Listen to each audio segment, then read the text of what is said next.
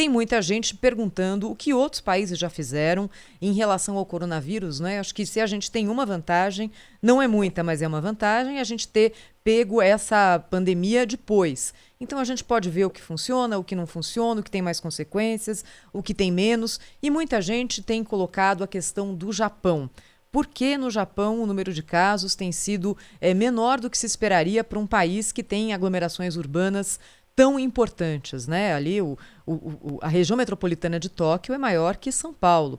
E os números da contaminação do coronavírus, pelo menos por enquanto, é bom que isso fique claro, mas por enquanto no Japão, não seguem a mesma curva exponencial que seguiram em outros países. A gente pediu para o Lucas Herrero, repórter aqui da Rádio Bandeirantes, ir atrás dessa história e contar para os nossos ouvintes o que de fato está acontecendo agora no Japão, não é, Lucas? Bom dia. É isso mesmo, Thaís. Muito bom dia a você, bom dia também aos ouvintes da Rádio Bandeirantes. O Japão, como você bem disse, tinha tudo para ser um dos países mais afetados pelo coronavírus no mundo. 127 milhões de pessoas dentro de uma ilha estreita, com pouco menos de 380 mil quilômetros quadrados. É aquele verdadeiro formigueiro humano com a maior população idosa do planeta. Mais de um quarto tem pelo menos 65 anos, de acordo com o Banco Mundial. Até o momento, os japoneses não aparecem nem no top 20 do ranking mundial da contaminação por Covid-19. São apenas 46 mortes e 1.370 casos confirmados. Mas por que isso acontece? A gente foi atrás das respostas e a primeira, quem traz, é o médico infectologista Jean Gorenstein, do Hospital Emílio Ribas. O Japão ele vive há séculos a circulação de vírus respiratórios, principalmente advindos dos países da Ásia, em especial a China. Então, a utilização de máscaras, principalmente quando existe algum sintoma respiratório, como respeito aos outros, assim como aquela etiqueta social que a gente está aprendendo hoje de tossir no braço, não tossir na mão, já fazem parte da rotina deles. E mesmo próximo da China, epicentro inicial da pandemia, Thaís, o Japão não decretou quarentena oficial. Porém, há praticamente 2 meses, as pessoas vêm acatando a recomendação do governo para ficarem em casa. O brasileiro Glauber Felipe, produtor musical que vive em Nagoya, na região central do Japão há 6 anos, descreve como estão as ruas do país. O trabalho continua, os shoppings diminuíram o seu expediente em 2 horas, né? 1 hora no início do dia, que eles abrem mais tarde, e 1 hora no final do dia, que eles fecham 1 hora mais cedo. Então, desde o primeiro caso, no dia 16 de janeiro para cá, a gente percebe uma diminuição na quantidade de pessoas nas ruas. São apenas 10 focos de Covid-19 em toda a ilha do país. E a medida mais enérgica tomada pelo primeiro-ministro Shinzo Abe, além do adiamento dos Jogos Olímpicos para 2021, foi a proibição de estrangeiros de 22 países. A partir de hoje, pessoas vindas de 21 nações europeias, além do Irã, não podem entrar no Japão. E a partir de amanhã, até japoneses que tenham passado pelo Sudeste Asiático e pelo Oriente Médio devem ficar em quarentena por 2 semanas, como já ocorre com quem vem da China e da Coreia do Sul. Existe um projeto aprovado que permite o acionamento do estado de emergência, que ainda não foi decretado. Portanto, lojas e restaurantes seguem funcionando e a taxa de home office não é tão considerável assim. No último fim de semana, Thaís, milhares de japoneses foram às ruas para o Festival de Primavera. E o professor de música Glauber Felipe explica que as pessoas lotaram os parques para ver as cerejeiras, muito por uma questão cultural e até mesmo religiosa. Os japoneses, além de gostarem bastante de participar desse espetáculo da natureza, que é a transição entre o inverno e a primavera, eles também acreditam que o cair de cada pétala de sakura simboliza o fim de uma vida e, ao mesmo tempo, é vista como um símbolo de renovação. Mas, se chover, essas pétalas caem, você chega no parque e não vê mais essa floração. Quanto ao futuro, Thaís, as escolas públicas vão ser reabertas na metrópole mais populosa do mundo, com 9 milhões de habitantes. O ensino médio retorna já no início de abril, só que em dias alternados e horários alternativos.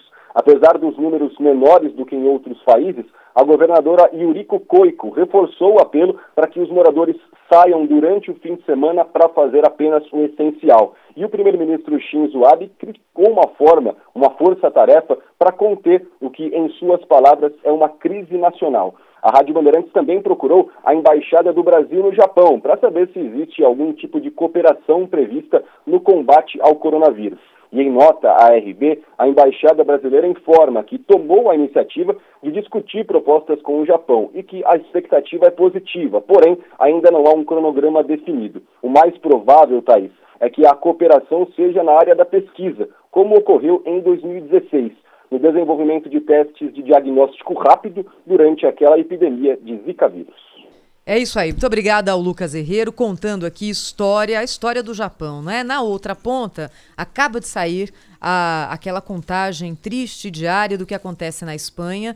Nas últimas 24 horas, 769 mortes por coronavírus. No total, 4.858 espanhóis já morreram dessa doença, com mais de 60 mil casos detectados no país. Cada país está encontrando aqui a sua forma melhor ou pior de lidar com a doença, né? Então, vamos falar dos BRICS. O Brasil faz parte dos BRICS, né? Com Rússia, com Índia, com China e com África do Sul. A China, nem precisa dizer, né? País com grande número, foi de lá que veio o vírus. O Brasil já está contabilizando 77 mortes em 3 mil casos, né? A Índia, com seu 1 bilhão e tanto de habitantes, tem apenas, como é que se explica isso, hein? 753 casos relatados, com 20 mortes apenas. A Índia. A África do Sul agora registrou as primeiras 2 ou 3 mortes. Tinha um índice 0. Então, dos BRICS, apenas a China e o Brasil é que estão apontando aí para um número maior. O Brasil bem distante da China, claro, né? E nós esperamos que continue assim, embora um estudo feito e patrocinado pela Fundação Bill e Melinda Gates mostre que os dados do Brasil podem estar sendo subestimados pelo número menor de testes realizados. Então, o estudo diz que o país estaria detectando de 8% a 18% dos casos. Não queremos crer que seja assim uma camuflagem tão grande, não é nem intencional. Mas é pela falta de testes, né? E nem é para testar. A gente não tem capacidade de testar todo mundo num país desse tamanho aqui, né? Eu acho até prudente que os testes sejam feitos naquelas pessoas que desenvolvem os sintomas mais graves, né? Os médicos têm dito que mais de 80% das pessoas infectadas pelo coronavírus ou serão assintomáticas, ou seja, sem nenhum sintoma, ou terão sintomas muito leves. Se a gente tem pouco teste, não há porquê, entre aspas, né, gastar o teste com esse sujeito que pode passar pelo coronavírus sem nenhum sintoma, ou com sintomas muito leves, e faltar teste para quem efetivamente passa a ter principalmente os problemas respiratórios advindos da contaminação pelo coronavírus. Então, é provável nesse ranking, nós estamos em 53º lugar. 13,7 pessoas por 1 milhão de habitantes. Só o que não pode faltar, né, Zé Paulo, só para completar, eu acho que esse diagnóstico dos infectados, a gente nunca vai saber ao certo e não tem como saber mesmo, né? Agora, o dos mortos, não, né? O dos mortos, a gente tem que saber exatamente por que é que a pessoa morreu e se a causa morte da pessoa foi a Covid-19 ou não. Aí é outro tipo de estatística, né? Mais séria e mais grave, porque se a pessoa foi a óbito, aí a gente tem de entender por quê, se foi Covid, se tinha tal da outra doença ou não, diabetes, pressão alta. Acho que são duas questões importantes, mas diferentes aí. E o Brasil que já esteve em 16º, agora está em 19º na lista dos países com mais casos de coronavírus em todo o mundo, né?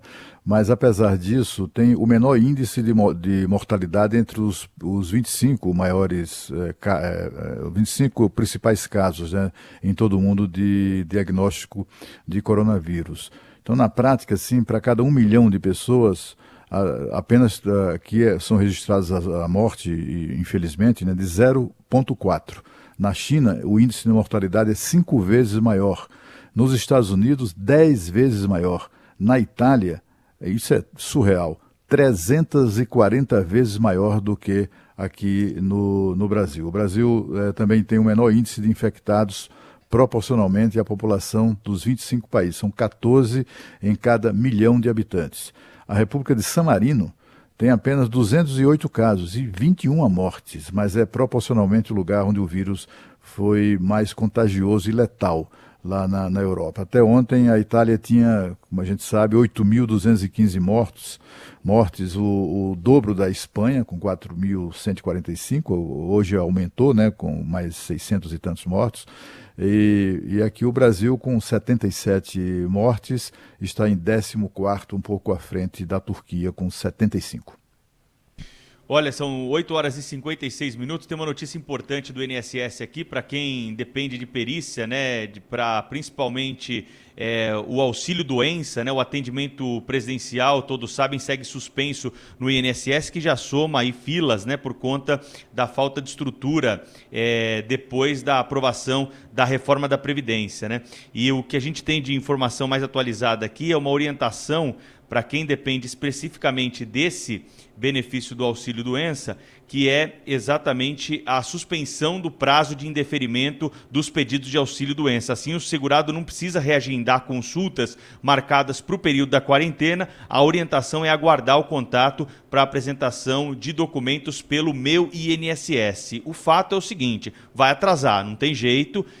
O projeto de lei que vai permitir mudanças aí nas regras ainda não foi apresentado ao Congresso Nacional. As agências estão fechadas pelo menos até o dia 30 de abril. A expectativa, então, de quem tem aí uma consulta, né, marcada para os próximos dias é de que vai ter que esperar mais um pouco para começar a receber o benefício.